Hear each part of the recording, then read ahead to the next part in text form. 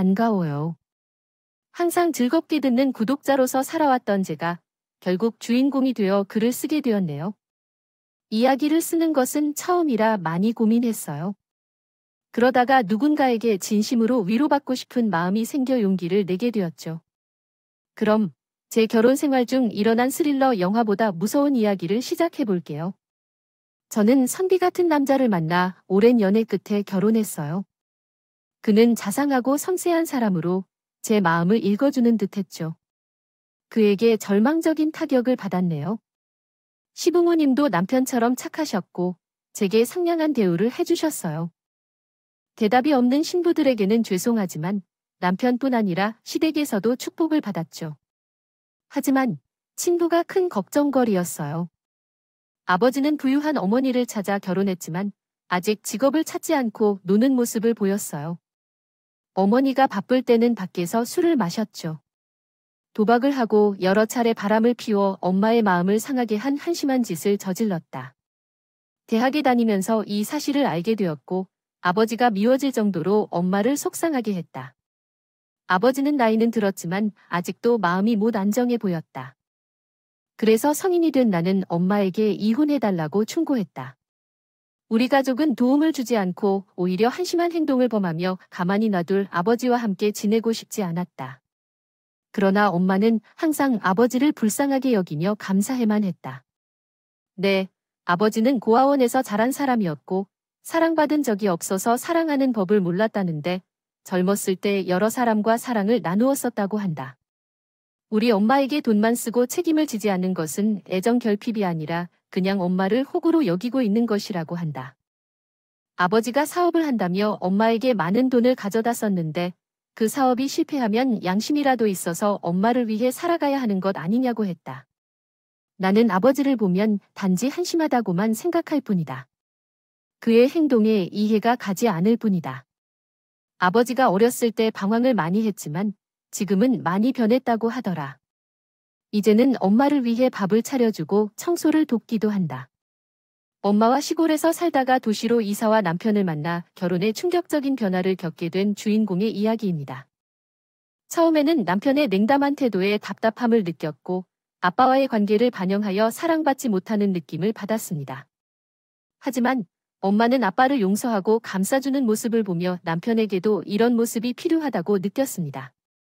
엄마는 돈 많은 이유는 외할아버지 물려준 유산 때문이라고 하며 자신도 엄마 덕분에 편안하게 성장한 것을 감사하게 생각합니다. 하지만 이상형과는 정반대인 아빠와의 관계는 계속 부담스럽게 느껴졌습니다. 결혼식 날 아빠의 손을 잡고 신부 입장을 한 순간에도 어색함을 느꼈지만 신기하게 아빠는 달라지기 시작했습니다. 그녀가 나를 낳고 병원으로 데려오던가 하면 큰 감동을 느꼈습니까? 아빠가 눈물로 기뻐했다. 우리 딸이 고생한 것에 감사한다. 예쁜 손녀를 상상할 때 아프지 않을 것 같아. 발러 쌓인 내 입 위에 이 뜨거운 눈과 맑은 눈을 봐라. 나도 개선될 것이라는 말을 했다. 아빠, 왜 그 감성적인 말을 하는 거야?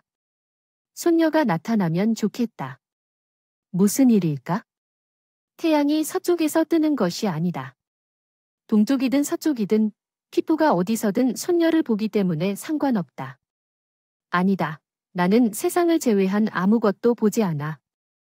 지금 나는 세상 모든 것을 가졌다고 느껴. 이 귀여운 손녀를 계속 보니 나도 새롭게 태어난 기분이 들어. 딸아이, 미안하지만 너를 낳은 것보다 현재가 더 행복하다. 이런 말을 하는 아빠를 알았을 줄 알았다. 완전히 예상치 못했다. 어쩐지 아빠는 매일 병원으로 올라갔습니다. 매일 제 딸을 확인하러 오고 조리하기 위해 몇 번 신혼여행을 했습니다. 그는 이전과는 다른 모습으로 나를 환대했다. 이전의 다툼들을 후회했다. 날 미워하기보다 마음이 열리게 했다. 나와 남편이 데이트를 계획하러 갈 때 또한 같이 가겠다고 해줬다. 바빠서 딸을 돌보아 주시던 엄마가 대체할 때 자주 손녀와 놀고 싶다는 아빠의 소원을 이루어주는 모습을 보며 엄마는 아빠의 변화를 기뻐했습니다. 그래서 나는 엄마가 행복해지고 있는 것을 보고 엄마에게도 행운이 찾아왔다고 생각하며 응원했습니다. 시부모님, 친부모님, 부부까지 모두가 행복했기에 더할 나위가 없었습니다.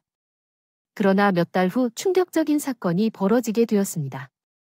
왜 하늘이 평범하게 살고 싶어하는 나의 삶에 고난을 주는지 화가 났습니다.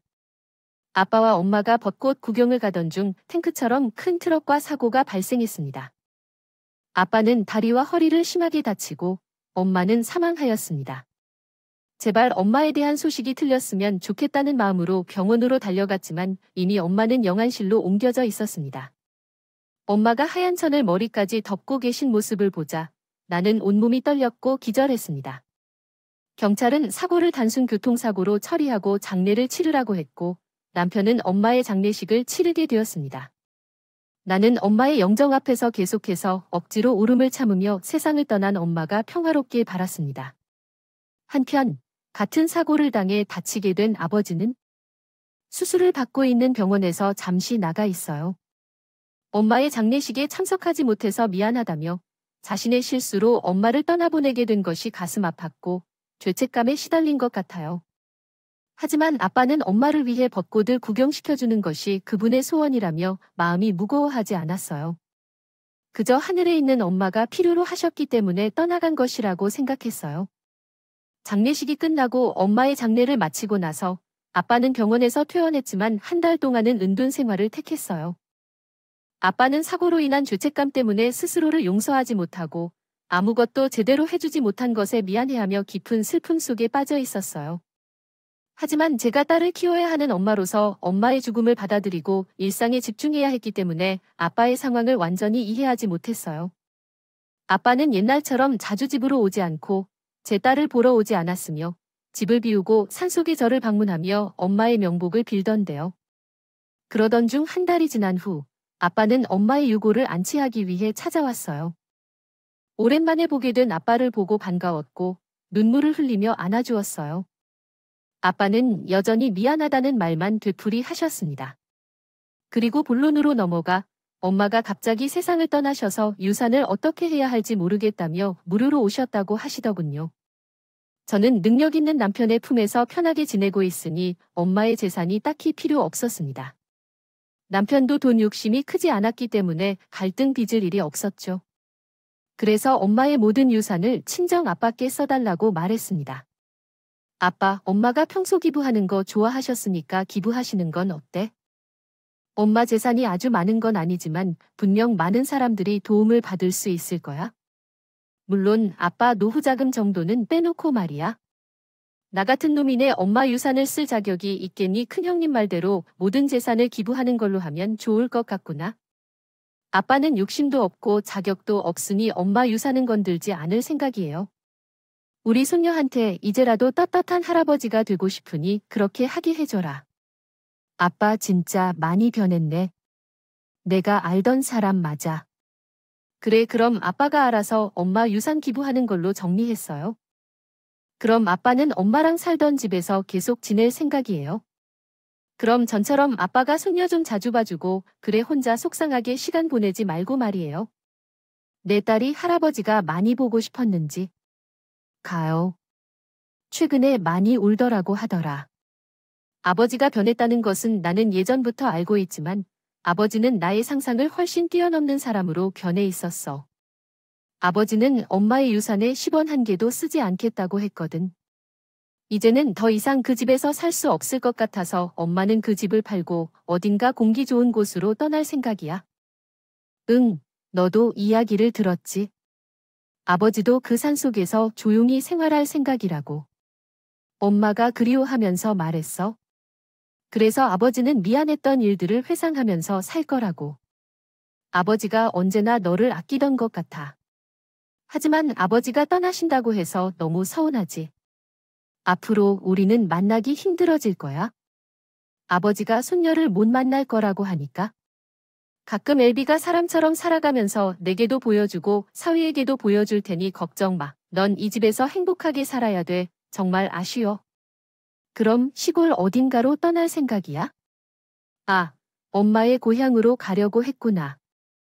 거기서 엄마와 아버지가 처음 만났던 곳이자 산속에서 살만한 좋은 곳이 있잖아.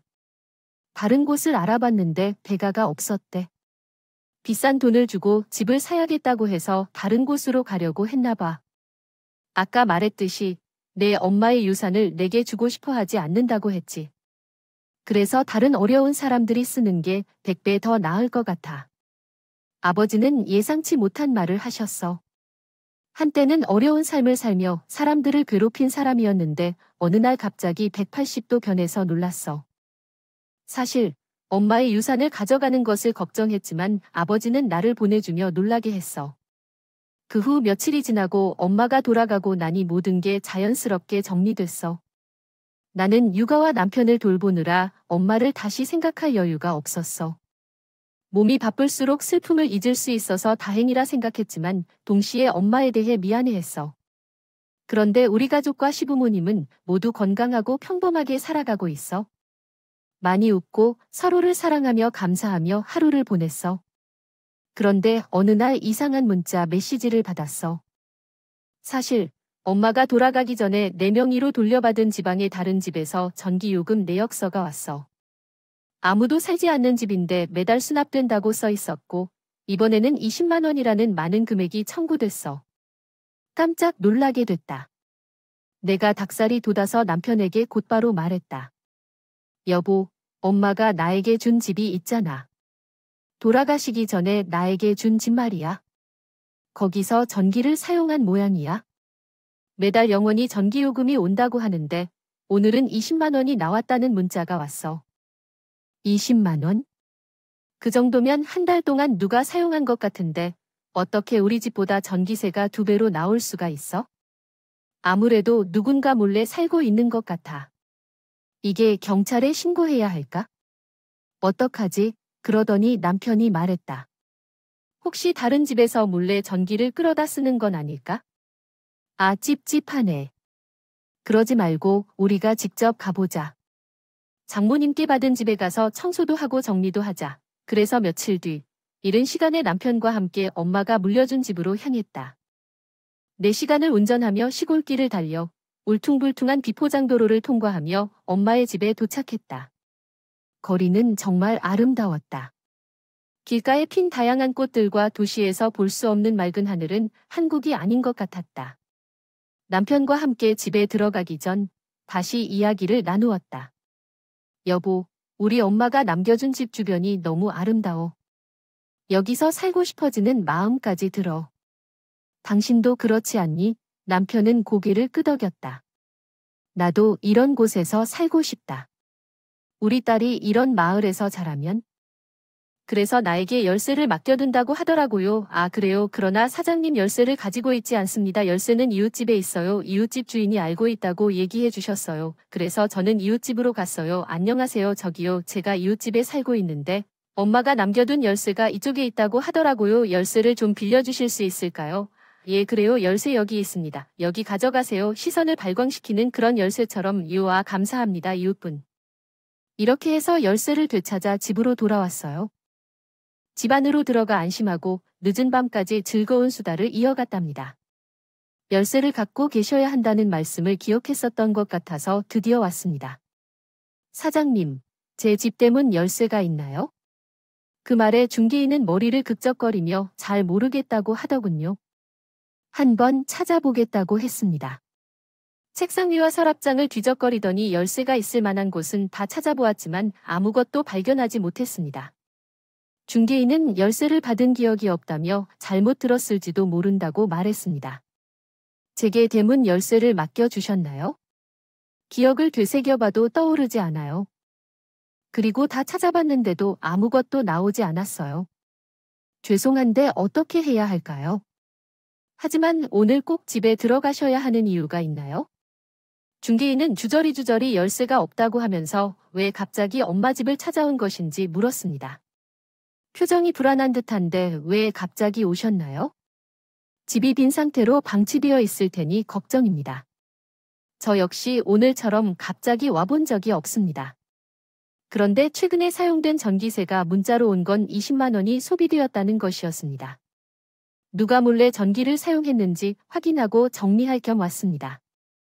그래서 왔다는 이야기를 했습니다. 그렇군요. 그 집은 전기를 사용하지 않는데요. 몰래 전기를 훔쳐서 사용하려 하는 사람이 없는데요. 근처 이웃들은 탈취범이 아닌 것 같습니다. 우리도 이 동네에 처음 왔을 때 마주한 얘기였어요. 누군가 전기 도둑질을 한 것은 아닌 것 같다는 말이에요. 무슨 일이 벌어진 건지는 집 안으로 들어가면 알 수 있겠죠. 그래서 사장님께서는 대문 열쇠가 없다는 거죠. 죄송하지만 제게는 없네요. 어떻게 해야 할지 감이 오지 않아서 남편께 물었습니다. 여보, 그냥 돌아가야 해? 어떻게 해야 할까? 돌아가는 게 왜? 여기까지 와서 그냥 돌아갈 거면 열쇠 수리공을 불러 대문 비밀번호를 바꿔야 해. 어차피 집주인은 너니까 상관없잖아. 맞아. 역시 넌 나보다 생각이 깊구나. 나는 문을 못 여니까 돌아갈 생각이 먼저 들었어. 남편은 핸드폰을 꺼내 근처에 열쇠 수리공이 있는지 찾아보더군요. 하지만 부동산 중개인은 놀란 표정으로 말했습니다. 이 근처엔 열쇠 수리공이 없어요. 아무래도 시골이라서 분을 부르시는 게 좋을 것 같아요. 설치비가 많이 들겠네.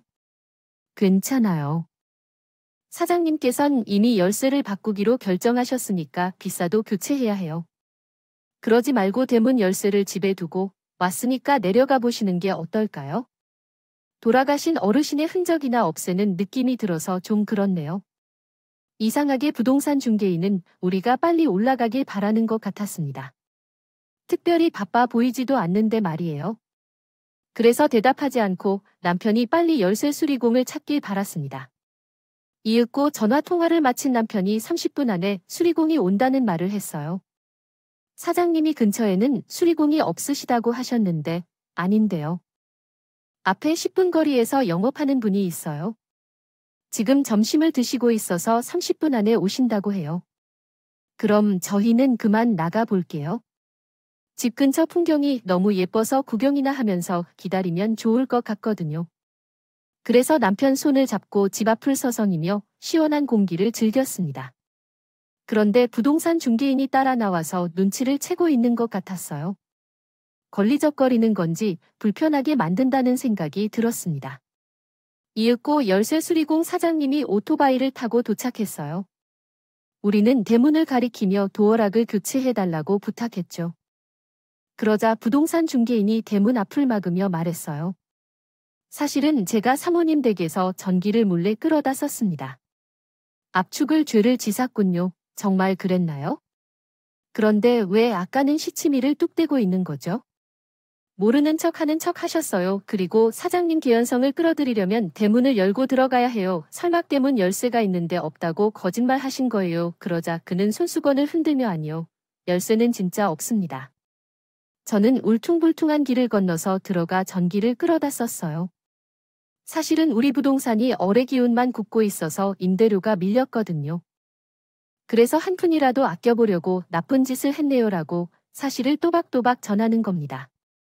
보아하니 중개인의 얼굴이 얽매이고 옷차림이 내추럴했지만 거짓말 아닌 듯했어요. 부동산의 전기를 차단하고 우리 집 전기를 끌어다가 사무실에서 사용했어요. 남편은 잠시 분노를 토하긴 했지만 사람이 얼마나 힘든지를 알무다면 그런 짓을 했을 거야 양해해주라고 하더군요. 저는 전기를 끌어다 쓴 것도 도둑질이라고 설명한 후에 한 번은 용서해달라며 물 한 잔을 나눠주기로 했습니다. 사장님, 몇 번을 다녀도 그러한 짓은 더 이상 하지 마세요. 전기세가 먼저 도착하면 얼마나 걱정하기 쉬울지 알지 못했나요? 믿고 집으로 돌아가 보세요. 그냥 맘 편히 돌아가세요. 중개는 여전히 대문 앞에 서 있었어요. 우리 부부와 수리공은이 사람이 뭔가 일어나는 것 같은 표정을 짓고 있었어요. 그리고 놀란 남편의 시선이 그 자리에 멈췄다. 함께 현관을 건너 흔들리는 의자를 지나 아파트 단지에 서면 나는 등을 곧게 펴고 지겨울 정도로 주차하고 있던 제 오토바이를 향해 늘어진 운전자 모자를 벗는 당신에게 한마디를 건넸다. 당신은 말없이 웃으며 앞으로 나아갔다. 그날 이후로 내 오토바이는 그 무엇에서도 벗어나지 못했다. 다만 지루해 보이는 세상의 전화번호부에 나란히 적힌 이름 김수진, 거기 나의 마음도 함께 있게 되었다. 어디론가 장인님은 이 산속에 들어가 살겠다고 했는데 집 안으로 들어오신 것 같아요. 우리는 의아해하며 집 안으로 들어갔어요. 곧 거실에는 텔레비전이 켜져 있었고 에어컨을 틀었는지 정말 시원해서 추웠어요. 누군가 집안에 있는 것이 확실해졌죠. 그게 아빠인지 누군지는 눈으로 확인해야 알 수 있을 것 같았고요. 남편과 저는 방문 여기저기를 여러 사람이 있는지 확인하고 있었는데 잠시 후 남편과 안방으로 보이는 문을 열었더니 아빠가 보였어요. 그런데 너무 놀라 이야기를 잃고 가만히 쳐다보게 되었죠. 아빠는 발가벗은 채 어떤 여자와 사랑을 했습니다. 정말 민망하고 당황해서 소름이 돋았어요. 그래서 바로 문을 닫고 심호흡을 했습니다. 아빠가 여기서 왜 낯선 여자와 그런 행동을 하고 있는 걸까요? 산에 가서도 닦는 기분으로 살겠다고 했어요. 이제 벌써부터 다른 여자를 만나고 있나 봐요. 사람이 쉽게 변할 수가 없는데, 여보야, 장인님도 남자예요. 여자를 보면 끌리는 본능적인 사람이니까 그냥 지나칠게요. 지금 집안 꼴을 보니 아버님이 여기서 그 여자와 지내고 있는 것 같아요. 어디론가 가야 할까요? 난 아빠한테 따져봐야겠어요. 어머니가 나에게 말씀했어요. 가젤네 집에서 이런 짓거리를 왜 해야 하는 거니? 아빠한테 집이 없는 게 아닌데 왜 여기까지 와서 여자랑 놀아? 얘들아. 일단 너도 할 말 없게 해. 사실 나도 그런 신세를 세우게 되어 당황스러웠다. 어떻게 해야 할까? 여기서 기다리다 장인어른에게 이유를 물어보는 게 맞을까? 당연히 그래야지. 아빠가 좋은 사람으로 변한 줄 알았는데 다시 그 원래 모습으로 돌아간 것 같아. 거실로 가자. 그래서 우리는 거실 소파에 앉았는데 남편이 무언가를 깔고 앉은 것 같아서 엉덩이를 들었다. 어찌 된 거니? 여보, 여기 무엇이 있나? 무언가를 봤더니 아빠의 수첩이었어요. 제목에는 마누라 죽이기의 13가지 방법이라고 써 있었어. 어디서 둘매 소설을 쓰는 거야? 그래서 수첩을 열어보았는데 정말 미친 진실이 모두 적혀 있었어. 아빠는 지금 방에서 그 여자와 떠들어 나머지 본래의 아내를 죽이는 계획을 하고 있었다. 먼저 가족에게 달라진 모습으로 접근하겠다고 적혀 있었어. 딸을 잘 대해 호감을 사겠다고 여어 있다고 하더라. 그리고 엄마를 저승으로 보내기 위한 여러 방법이 쓰여 있었어. 음식에 보거독 넣기, 산으로 가서 낭떠러지 끝에 밀어버리기. 물놀이에 갔을 때 아빠가 가만히 구해주지 않아 갇혀있는 이야기와 다른 미친 짓들이 있었습니다. 아빠는 모든 방법을 시도해봤지만 실패로 끝나는 것들만 있었다고 일기에 적어두기로 결심했다. 그리고 다음 페이지를 넘겨서 알아낸 것은 중개인이 아빠와 상간녀를 연결시켜준 중개인임을 알아냈던 것이다. 이렇게 세 사람은 처음부터 속임수였다. 부자인 엄마를 죽이기 위한 범죄를 계획하고 유산을 훔치려고 했던 것이었다.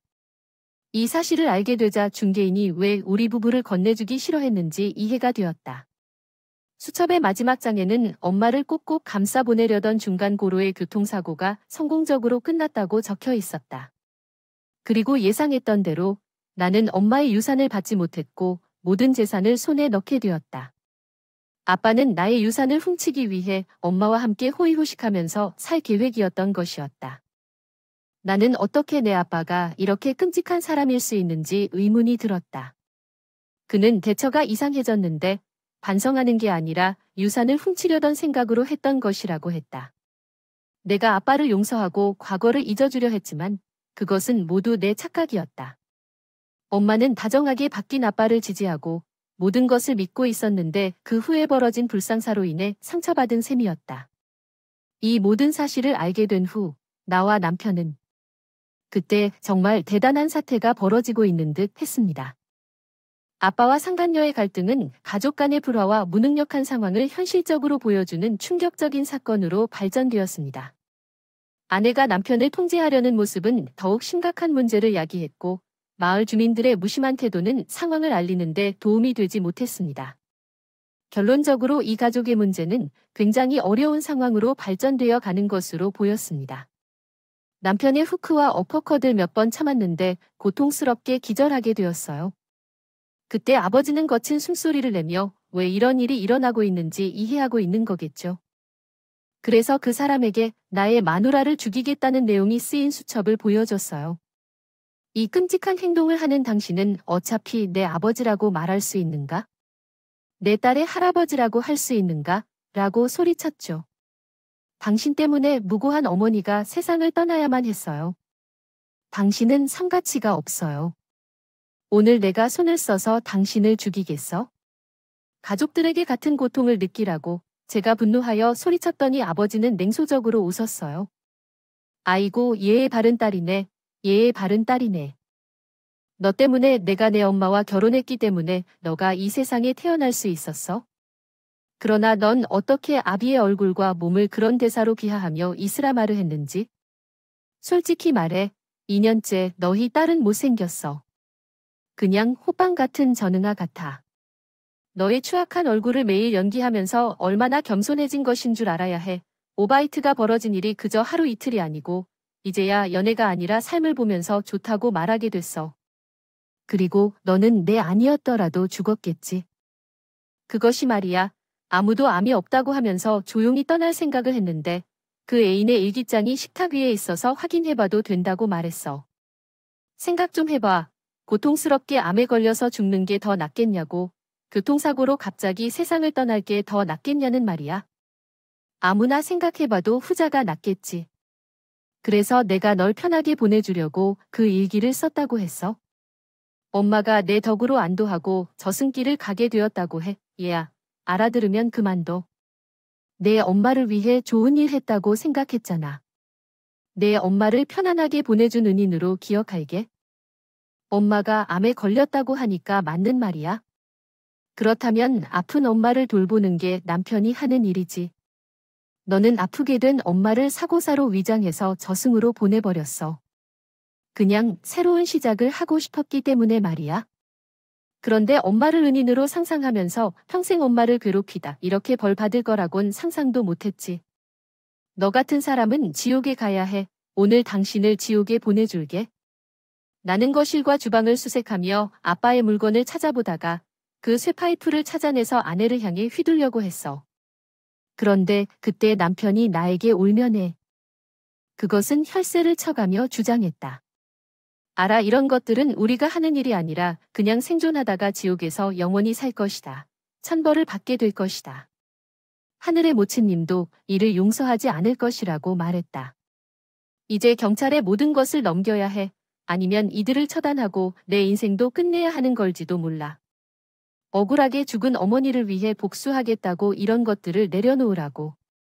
내가 분노로 이성을 잃어버려서 남편의 말에도 귀를 기울이지 않았다. 그러자 남편은 우리 딸에 대해 이야기했다. 당신의 딸, 우리 딸 수민이는 어떻게 될 것인가? 어머니 없이 평생을 살아야 하는가? 감옥에 갇힌 당신을 부끄럽게 생각하며 사는 걸까? 그를 기억할까? 그가 우리 딸에 대해 말하자 나는 감정이 완전히 사라지는 것을 느꼈다. 힘이 빠져내려 움츠러들었고 그가 나를 안아주며 경찰에 전화를 걸면서 곧바로 도착한 아빠와 중개인에게 다시 한번 손을 내어 주겠다고 말했다. 피었어요. 겪었던 모든 일을 기억하며 떠오르던 지갑을 만들었습니다. 믿어서는 안 되는 것들을 알면서도 우리 부부는 놀라워했고 경찰들은 우리를 옥에 가두려고 했습니다. 내가 도와줄 수밖에 없었고 마지막으로 사라졌다. 그 뒤로는 그 부부에 대한 소식을 들을 수 없게 되었어요. 아마도 그들은 해외 어딘가에 있다고 생각되겠지요. 나는 조용히 들어왔다. 아빠와 상관녀, 부동산 중개인이 되어 있다. 공봉을 들고 아빠와 상관녀, 부동산 중개인의 뒤통수를 한 번씩 날려주었다. 그리고 나는 그것이 충분하지 않다고 생각했다. 재수없는 짐승보다 못한 사람들이 저를 그렇게 만들려고 엄마의 돈으로 해외에서 호강하고 싶다고 생각했다. 그런데 나는 나타나서 그들이 내일 비행기를 못 타고 감옥행버스를 타야 한다고 말했다. 그들은 비명을 지르며 저를 비난했다. 하지만 나는 아빠에게서 그러한 말을 듣고 다시 곤봉을 높이 들었다. 형사들이 저에게 다가와 곤봉을 빼앗았고 계속 그런 식으로 진행하면 나까지 감옥에 가게 될 것이라는 말을 해주었어요. 그 순간에 남편이 형사들에게 대신 사과를 하고 방금 전 있었던 일은 못 보았다고 부탁했습니다. 형사들이 당신들의 어머니를 해친 범죄자를 마주치면 어떤 기분이 들겠냐며 말했고 형사들은 아무 대답 없이 그들의 임무를 계속했습니다. 결국 저와 남편은 경찰서에서 벗어났어요. 나머지는 법정의 심판으로 새 짐승이 벌 받기를 기다렸습니다. 우리 엄마 사건은 TV 뉴스에 보도되어 국민들이 크게 분노했습니다. 법정에는 많은 기자들과 카메라가 들어왔는데 사람들은 새 짐승이 어떤 형량을 받을지 궁금했습니다. 결국 판사는 3명에게 각각 무기징역을 선고했고 새 짐승은 각기 다른 교도소로 옮겨져 영원히 감옥에서 살게 되었습니다. 그리고 몇 달 후 엄마를 해친 아버지가 교도소에서 사망한 소식을 들었습니다. 어떤 사건인지 자세히 들어보니 감옥에 수감 중인 사람들이 화투를 하다가 아버지가 속임수를 써서 걸려 모포마리로 때리는 일이 있었다고 합니다. 그러나 아버지가 정확한 부위를 맞추지 못해서 그대로 의식을 잃고 사람들에게는 지옥으로 떠나간다고 전해졌더라고요. 저에게는 어머니를 빼앗아간 것으로 딸에게는 할머니를 빼앗아간 아버지라고 묘사하는 짐승은 그 일로 삶을 마치게 되었습니다. 상간녀와 부동산 중개인은 현재 우리나라에서 가장 악명 높은 교도소에서 복역 중이라고 합니다. 심리적인 문제를 가진 사람도 그 교도소에 가면 밤을 완전히 고단하게 보내게 되니 굉장히 힘든 구속 장소로 유명하다고 하더군요. 모두가 믿기 어려운 이야기이지만 그런 교도소가 아니라고 하니 마음이 다소 안정되는 것 같습니다. 한편 아버지가 빼돌린 어머니의 재산이 해외 계좌로부터 다시 송금되어 왔다고 합니다. 상당히 큰 재산이 들어온 것에 마음이 떨리는데 그 돈을 어떻게 사용할지 상의하기 위해 남편과 시댁에 가서 의논을 했다고 합니다. 시어머니께서는 어머니가 기부하는 것을 즐겁게 여기셨으니 그러한 방식으로 사용하는 것이 어떠냐고 물으셨고 남편은 어머니의 돈을 사용하는 것이 죄송하고 미안하다며 기부로 사용하기로 의견을 모았다고 합니다. 아버지는 어머니를 속이고 돈을 빼돌리려고 했지만 평생나무로 사는 상가 가족들은 이런 천사 같은 마음을 보여줬어요. 나의 눈앞에 있는 시아버지와 남편이 진짜 나의 가족이라는 생각을 다시금 깨달았고 앞으로 더 많은 사랑을 쌓아가며 살아야겠다는 다짐을 했어요. 어쨌든 시가족의 조언대로 어머니의 재산을 모두 빈곤층과 불우한 아이들을 위해 기부했어요. 그렇게 끝을 냈더니 어머니가 그리워했어요.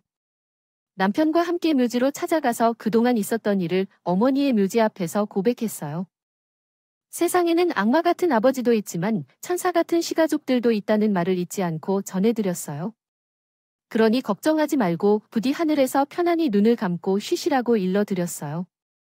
그리고 얼마 안 뒤에 남편이 회사에 사직서를 제출했어요. 어머니가 남긴 시골집으로 떠날 것이라며 그가 나와 함께 식당을 차리는 게 아니라 시골에서 할 수 있는 사업을 생각해냈고 자신을 믿으라고 했어요. 그래서 현재 작은 사무실을 빌려 시골에서 태양광 사업을 시작해요. 일을 시작한 지 1년쯤 됐는데 아주 큰 성공은 아니지만 중간 정도로 잘 풀리고 있어요. 우리 세 식구가 먹고 살기에는 큰 어려움이 없어요. 여전히 남편의 내조와 육아로 바쁜 나날을 보내고 있어요. 하지만 요새 기분이 별로 안 좋아요.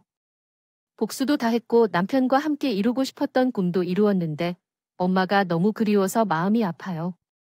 억울하게 돌아가신 것을 알아서 그런지 마음이 너무 아파요. 그래서 오늘 이렇게 사연을 쓰는 것 같아요. 많은 분들의 위로를 받고 싶고 내가 잘못한 게 없다는 말을 듣고 싶어서 말이에요.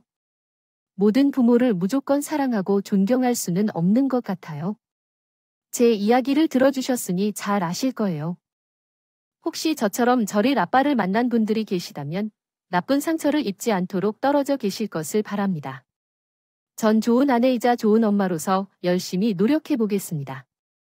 사연을 끝까지 들어주셔서 감사합니다. 안녕히 계세요.